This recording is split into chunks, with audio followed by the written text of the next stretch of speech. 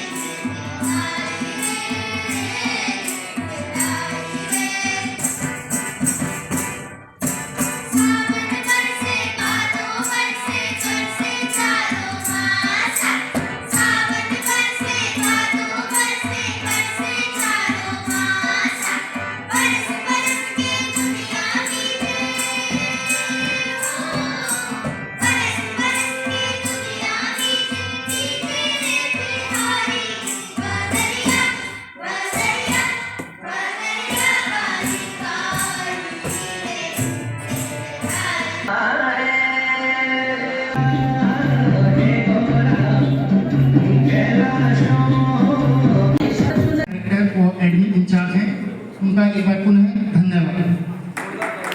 जोरदार ताली से उनका धन्यवाद दीजिए। सब पीछे बैठे हुए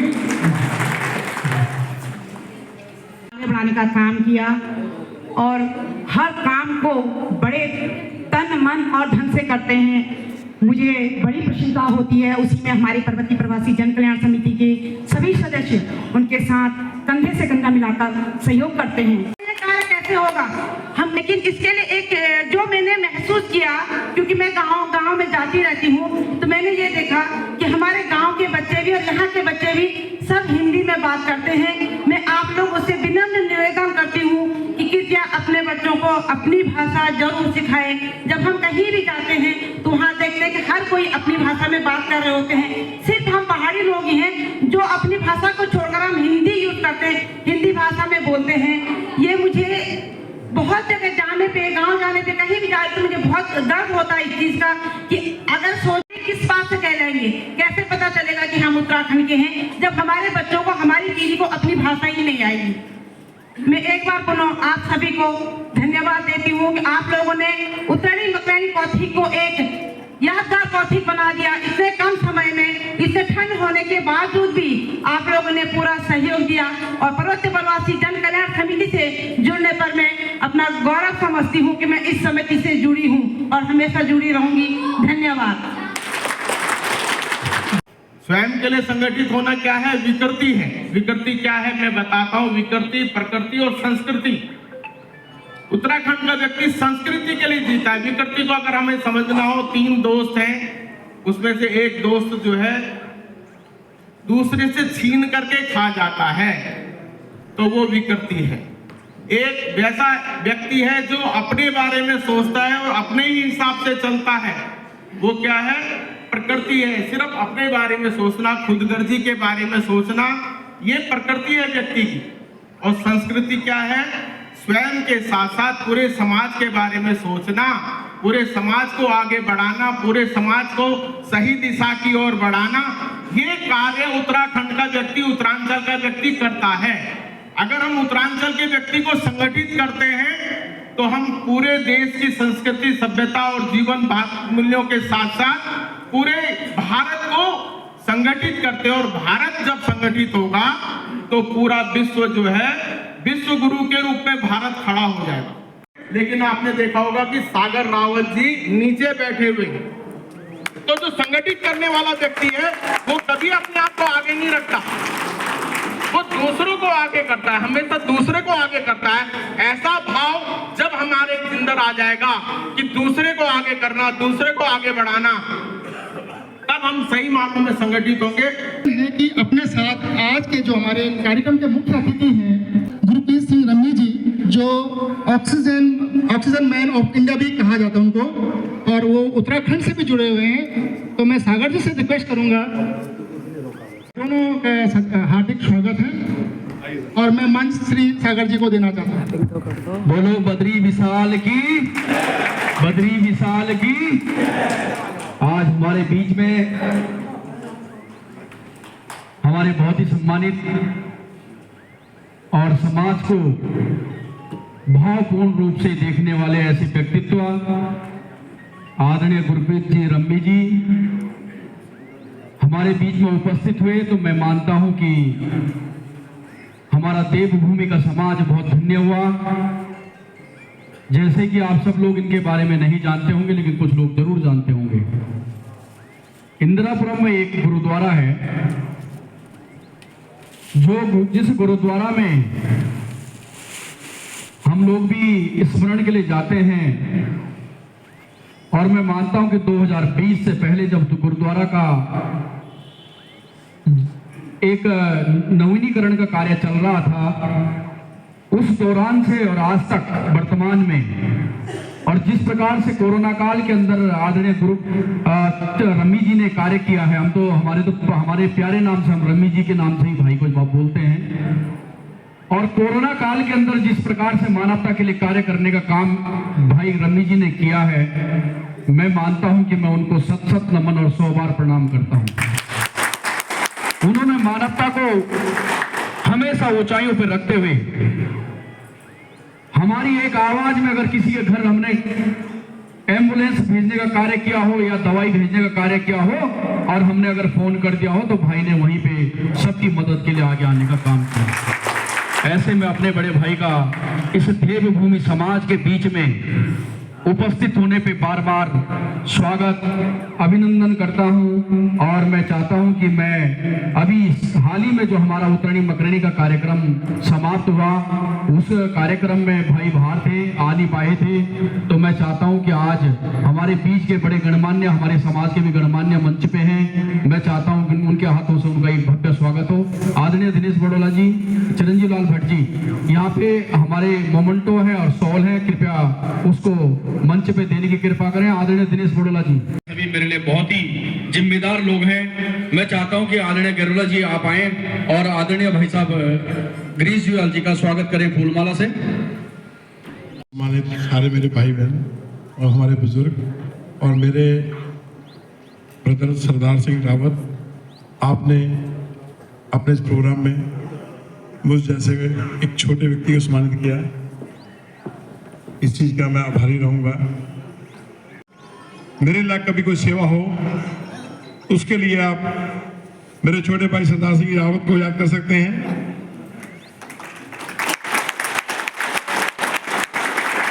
क्योंकि जो भगवान ने हमें पैदा किया इंसान, और हम इंसानियत के लिए पहचाने जाते हैं कि इंसानियत की सेवा के लिए, चाहे कोई भी दुविधा बड़ा हो, टाइम हो। जब मोदी जी ने 3 महीने का लॉकडाउन लगाया तो हमने कसम खाई हम अपने आसपास के 35-40 किलोमीटर के एरिया में किसी को भूखा नहीं सोने देंगे। अपने घर जाके रात की रोटी तब खाते थे जब सारे फोनों की कॉल खत्म हो जाती, हाँ हमारे घर राशन पहुंच गया, खाना पहुंच गया, हमारे घर दूध सब्जी पहुंच गई, तब जाके अपने घर जाके राशन अपना रोटी खाते थे। लोग सड़कों पे, हॉस्पिटलों पे और मतलब कोई ऐसी जगह नहीं जहां ओपीडी पे जो लोग मर नहीं रहे थे, उस टाइम पे सरकारों ने भी हाथ खड़े कर दिए। तब ये जिम्मा, एक छोटा जिम्मा हमने उठाया और एक ऑक्सीजन का हमने एक लंगर लगा दिया गुरुद्वारे में। लंगर तो आपने सुने होंगे, खाने के लंगर सुने होंगे, चाय पानी के लंगर सुना होगा। हमने उस लंगर का एक जो प्रथा उसको चेंज किया, ऑक्सीजन लंगर का एक हमने उपराला किया, जिससे सड़क पे किया। हमारे लिए इंसानियत पैदा पहले है, धर्म हम बाद में उन धर्मों में अपने अपने, कोई मुसलमान, कोई हिंदू या कोई सिख बना, पर पहले भगवान ने इंसान भेजा और इंसानियत की सेवा के लिए हमारे ये काम किए और आगे भी हम काम कर रहे हैं। करीब हमारे पास 7-8 एम्बुलेंसेज हैं, हमारे अपने डॉक्टर्स बैठते हैं 30-35, और उसके बाद मेरे किसी गरीब भाई को, किसी को जरूरत पड़े MRI, CT स्कैन या कोई ऐसे बड़े टेस्ट की, उसके लिए मैं फ्री सेवा आप लोगों को देता भी हूँ और दूंगा भी। आप रावत जी को कॉल कीजिए और मैं आपकी सेवा में हाजिर हूँ। और इसके साथ मुझे आज बहुत सौभाग्य प्राप्त हुआ आप लोगों के बीच में बैठने का। मेरे पास भी उत्तराखंड में, मसूरी में, कैंपटी फॉल से आगे 2 पहाड़ मैंने भी ले रखे हैं, क्योंकि जब दिमाग की शांति चाहिए होती है तो वहीं पे जाना पड़ता है। इस दुनिया की दौड़ भाग से जब अपने आप को निजात कुछ पानी होती है, यहाँ तो हमेशा जितनी बड़ी शांति आप ढूंढो यहाँ मिलेगी नहीं, पर जो शांति वहाँ पे है, जो भगवान ने शांति होती है पहाड़ों में, जो मतलब उनकी प्रकृति का जो आनंद लेने का मजा है वो वहीं पे है। तो इस करके वहीं पे हमारा भी कुछ काम, रिजॉर्ट्स वगैरह चल रहे हैं और आप लोगों की सहायता से उत्तराखंड में जाने का हर 10 दिन 15 दिन में मौका मिलता है। और कल ही हिमाचल की तरफ जाना है, वहाँ भी कोई 205 एकड़ जगह है, वो एक जंगल है, उसको हम डेवलप करेंगे। उसमें हम नशा मुक्ति केंद्र खोलने जा रहे हैं, क्योंकि जो इस टाइम आपदा आई पड़ी है उसको निजात दिलाने के लिए उसमें पंजाब, हिमाचल, आसपास के सारे एरिया उसका लाभ उठाएंगे। जैसे बाबा राम जो ट्रांसजेंडर में निवास करते हैं, आज आपका समय लिया है। और लेकिन जब जागरूकता की बात आती है, जब सामाजिक समरसता की बात आती है, समाज को आगे बढ़ाने की बात आती है, समाज के लिए कुछ कर गुजरने की बात आती है, तो प्रत्येक आदमी अपने अपने गुट बना के इधर का उधर से उधर मुड़ जाता है। गुट बनाने की आदत है हम लोगों को, और ये गुट बनाना हमें कभी भी, आप कभी वर्तमान को मत देखिए। आज सागर राव को जरूरत है समाज की, कोई भी नेता, कोई भी सामाजिक आदमी, उसको समाज की आवश्यकता होती है, कोई दूसरे समाज को नहीं ढूंढ पाता कभी। लेकिन जब समाज में सागर रावत उपेक्षित होगा तो कल को आपका बच्चा भी, आपके बच्चे को भी शायद आवश्यकता होगी कि उसको समाज की जरूरत पड़ेगी, आपके नाती को भी होगी, आपके पोते को भी होगी, तब क्या वो दूसरे समाज को ढूंढेगा? क्या हम समाज में अपनी समाज की संप्रभुता के लिए एकजुट नहीं हो सकते अपनी समाज की खुशहाली के लिए हो सकते हैं। जब हमें वक्त में जरूरत पड़ती है तब हम ढूंढते हैं, यार कोई सुनी सत्रों को जानता होगा, कोई चौकी चार को जानता होगा, कोई फलाने को जानता होगा, कोई कार्यक्रम सागर रावत ने किया। बहुत गलत भूल होगी कि सागर रावत का नाम आएगा तो ये 200 परिवार हैं, उसमें ऐसे ऐसे व्यक्ति हैं जिन्होंने अपने आप को पूरा झोंक दिया था कार्यक्रम इतने मिठास से। एक बार भी किसी को कोई कहीं भी तकलीफ नहीं आई इस कार्यक्रम की। आपकी ताकत से मैंने जनरल DSC साहब को कहा था 2/27 राजनगर में 50 लोग थे। मैंने कहा जी हमने 14 तारीख को आपके 1 लाख जनसंख्या इकट्ठा कर रखी थी, क्या आपको 1 लाख जनसंख्या होनी लगती है? क्या आपको हमें समय नहीं देना चाहिए? आपने हमें अपेक्षित क्यों रखा है? उसने बार-बार ऐसे करके करा, उसने कहा मैंने तेरा कार्यक्रम नहीं। और मैं ये मानता हूं कि मैं आपके बीच में बोलने का साहस कर रहा हूं, लेकिन आप इस बात को सिर्फ और बात तक ही मत रखना। आगे भी हमें अपने समाज को बहुत मजबूती के साथ एक मिसाल बना के लोगों को दिखाना है, एक उदाहरण क्रिएट करना है। और सब लोग ऐसे यहाँ पे आए हैं जो लोग सब एक दूसरे के साथ जुड़ेंगे कि जिस पर पूरा देश ही नहीं पूरा विश्व नाच करता है, और हमारी इस पावन भूमि से निकले सबूत पूरे विश्व में अपना परचम लहरा रहे हैं। तो सर्वप्रथम हम आज के इस विषय को समझते हुए कि समरसता बनी रहे, उससे पहले मैं चाहूंगा कि हम लोग पहले गर्व करें अपनी संस्कृति पर, अपनी बिलोंगिंग पर। करते रहेंगे, करते थे और करते हुए आए हैं। और मैं कहता हूँ कि हमें हमेशा प्रत्येक व्यक्ति को, ऐसे मेरे भाई को जहाँ पे भी आप लोगों के सामने हो, जैसे भी हो, उनको आगे बढ़ाने का और उनके साथ चलने का। वो फिर आगे हमारी औकात क्या है उनको बढ़ाने की, वो स्वयं ऐसे व्यक्ति हैं जो हम जैसे लोगों को आगे बढ़ाने का काम करते हैं। तो मैं कहता हूँ कि एक तो मैं सबसे पहले क्षमा प्रार्थी सबके सामने कि हम वहाँ पे एकदम थोड़ा सा हो जाता ना, वो नहीं हो पाया। लेकिन इससे भी परमात्मा ऐसा मंच देगा कि जहाँ पे हम उनको और सम्मान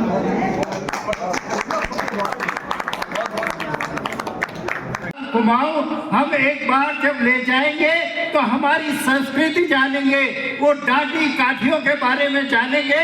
जब हम अपने गांव में जाते हैं, लोग यहाँ पे कुल्लू मनाली और शिमला और कहाँ कश्मीर जाते हैं, लेकिन कश्मीर से सुंदर है हमारी वादियाँ। मैं जब अपना गांव में अपना सुबह द्वार खोलता हूँ तो मुझे चौखंबा नजर आता है। मैं 4,000 4,500 फीट पे मेरे गाँव है। तो हमें सबसे पहले अपनी भाषा और संस्कृति, मेरी बेटी जो कि आजकल सिंगापुर में साइंटिस्ट है, वो जब दादी के साथ रहती थी तो गढ़वाली बोलती थी, गढ़वाली सीखी उसने। बहुत धन्यवाद। जिसने जो विचार रखे हैं उन सब विचारों को कार्यान्वित करने के लिए मैं एक संकल्प दोहराना चाहता हूं आपसे। आप सब लोग 3 बार हाथ खड़ा करके और ओम का उच्चारण करेंगे, क्योंकि सारे काम भलाई वाले हैं, कोई गड़बड़ काम यहाँ पर हमारे सामने ध्यान नहीं कराएगा। तो सभी हाथ खड़ा करेंगे, किसी को संकोच नहीं होना चाहिए ओम का उच्चारण करते हुए। पहले एक बार हाथ खड़ा कर लें सब लोग, सभी खड़ा करें।